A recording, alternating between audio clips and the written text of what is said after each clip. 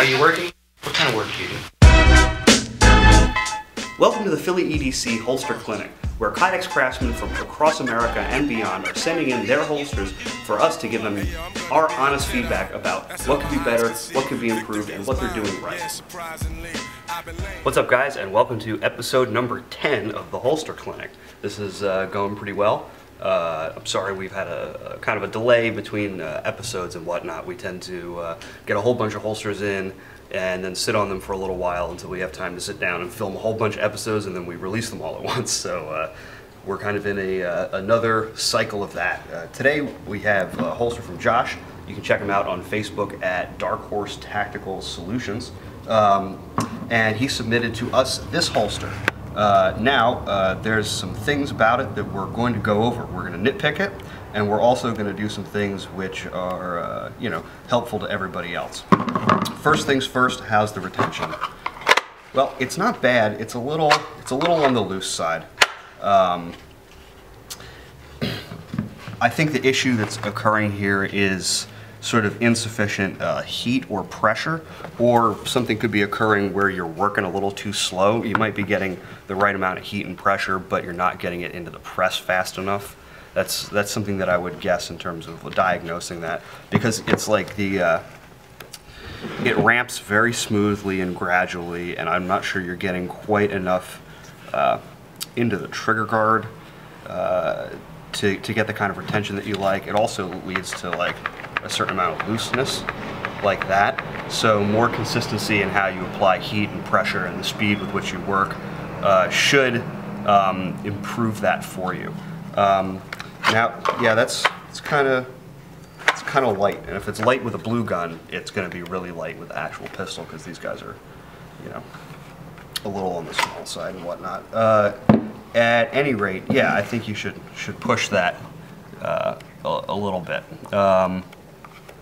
Another thing that's going on here is that you're either making cuts that you can't technically get into at this point. In terms of, you'll make a cut because you have an idea of what you want to do with this holster, but you maybe don't quite have the skill or the tools to get in there and finish these cut edges. So and it occurs in here too. So what you wind up with is a situation where you go from relatively smooth and confident to sort of selling yourself a little short.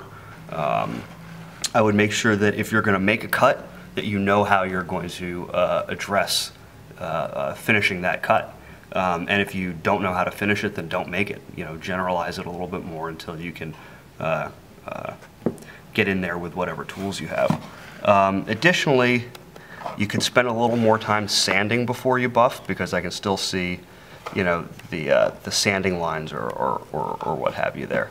And your buff goes from consistent to inconsistent again. So spend a little more time sanding the edges or sizzling them before you go ahead and apply the buffing wheel, or you can spend a little more time on the buffing wheel and learn how to cut and buff, or cut and color as the terminology goes, such that you can pull out some of these like deep scratches before you try to buff it. And one more little nitpicky thing is, two more little nitpicky things rather. One is that when I put this guy on a ruler, you'll see that the front and the back of the holster are two different heights. We're looking at like a difference of about a quarter of an inch overall. So that means that this strap is riding lower than the rearward strap, which is going to cause the holster to ride kind of funny, and that's just a lack of measuring or being deliberate. So take a little more time to measure it out before you do it. And one other little nitpicky thing here is that I think the rivet placement is a little awkward. I don't think that you need to, the edge of the holster doesn't follow the pattern that you've laid out with these rivets here in the corner, and I think you've got a redundant eyelet. You could delete this one and just move it over here into the point. You basically only need a rivet where it curves, and then it curves on that rivet and it stands up higher than the rest of them, and it also, occasionally can be loose. You've got a split one here too, buddy. So look out for those. Let me turn that to the light. Yeah, I mean, it doesn't affect the durability of the holster, but it's just it just takes 2 seconds to take it out and put a new one in, and you've got something that's flawless, you know. So you have an edge here that knows where it wants to go, and the eyelets are kind of placed inconsistently in relationship to that edge in a kind of unplanned way. So take a little more time to plan it out and be a little more deliberate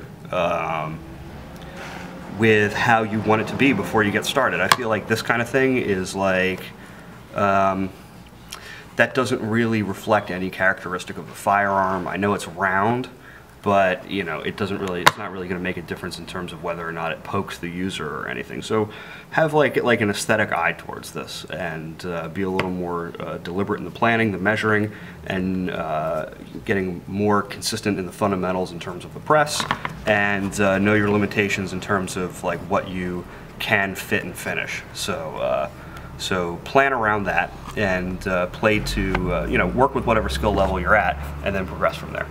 So that was Holster Clinic number 10. Thanks for your patience, Josh.